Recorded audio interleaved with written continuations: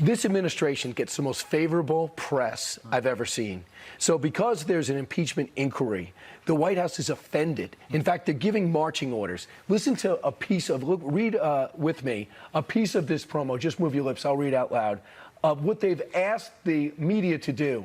It's time for the media to ramp up its scrutiny of House Republicans for opening an impeachment inquiry based on lies. As Republicans choose to move forward with impeachment, it is the responsibility of independent press to treat their claims with the appropriate scrutiny. Covering impeachment as a process is a disservice to the American public. He is telling the New York Times, the Washington Post, CNN, how to go after Republicans. Well, by the way, what is this independent press he's talking about? I have no idea. There haven't been any independence coming from them for a very long time. I've followed the Trump years. I knew Trump very, very well before he ran for president. And I saw the way that the very liberal skewed mainstream press treated the Trump years. There was nothing impartial about it, nothing independent about it. And you can bet your life that if this was Trump that was being impeached for this kind of thing, they would all be cheering it on. So it's total hypocrisy, complete double standards, and they should be actually getting on with the more important job, which is being honest with the American people about exactly what President Biden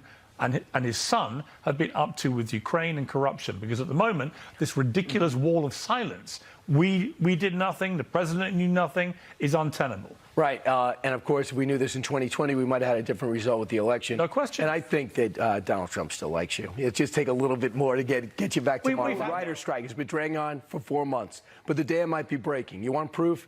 Bill Maher announced on X that his HBO show will return next weekend without his writers. He tweeted this out on X. Real Time is coming back. Unfortunately, sans writers or writing. It's been 5 months, and it's time to bring back the people to work. The writers have important issues that I sympathize with, and they are addressing to their satisfaction. But they are not the only people with issues, problems, and concerns. I love my writers. I am one of them, but I'm not prepared to lose an entire year and see so many below-the-line people suffer so much. This comes after the legendary late-night host criticized aspects of the strike on his podcast. What I find objectionable about the philosophy of the strike, it seems to be they have really morphed a long way from 2007 strike, where they kind of believe that you're owed a living as a writer, and you're not. This is show business. This is a make-or-miss league. Wow. So does this signal a turning point for television, for movies?